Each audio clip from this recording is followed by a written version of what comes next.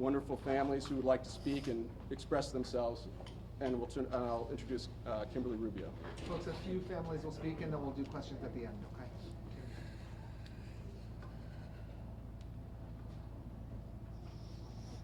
Reading this report this morning, I read that Pete directed officers intending to gain entry into the classroom to stop, that no leader effectively questioned the decision and lack of urgency of UCISD PD Chief Arredondo and UPD Acting Chief Mariano Pargas toward entering classrooms 111 and 112, and that leadership can arise regardless of rank and title. I hope that the failures end today and that local officials do what wasn't done that day, do right by the victims and survivors of Robb Elementary, terminations, criminal prosecutions.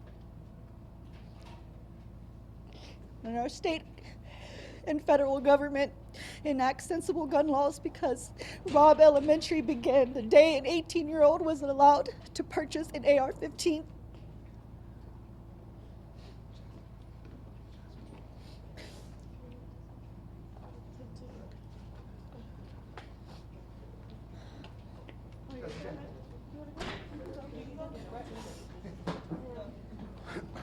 Most importantly, from what we've seen with this report, and I commend the DOJ on doing this, is that although there isn't every name of the officers that were there so that we can hold them accountable, because we have to do our own digging most of the time, there are names that are named.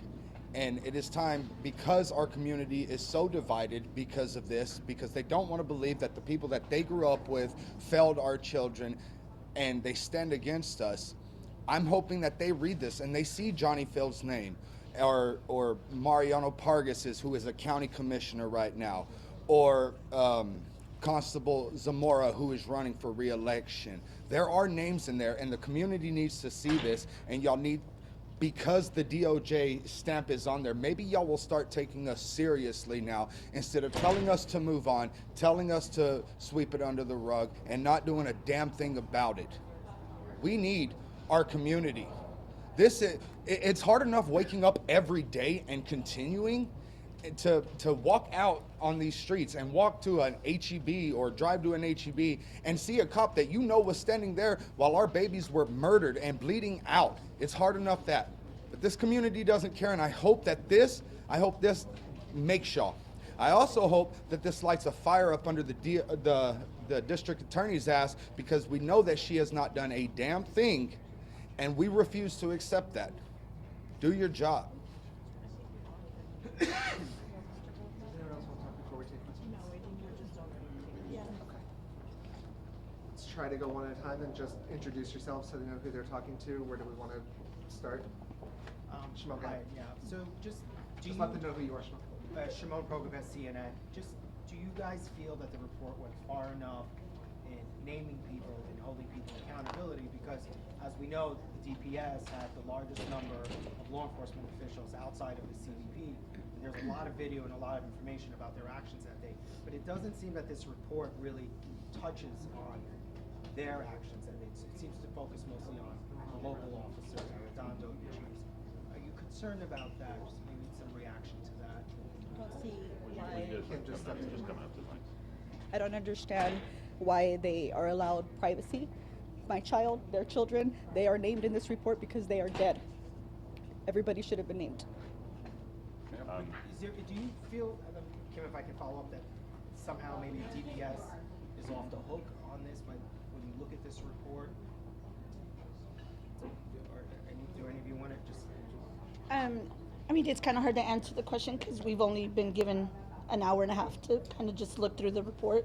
So we don't even know if they are mentioned in there or not. We would hope that they are because they were there. So we hope that they would be accountable for their actions as well. Johnny, following up on that, Monica Madden, KXAN and Nexstar. I know that you said you're still sifting through the report and everything, but were you hoping that the Attorney General would have been a lot of more of the aftermath, the delays in the DA's investigation, DPS's investigation into its officers' actions and accountability? Were you hoping that he would address more of that publicly? I mean, of course we would have. We're grateful that we got what we have right now because it's probably the most updated information that any of us have gotten since May 24th. So, and we're very appreciative of what he's done right now. But yeah, we would have liked to have more information about it. Okay, with Jim Ryan with ABC Radio, did you learn anything new from what you've seen in this report? Is there anything that you didn't know before?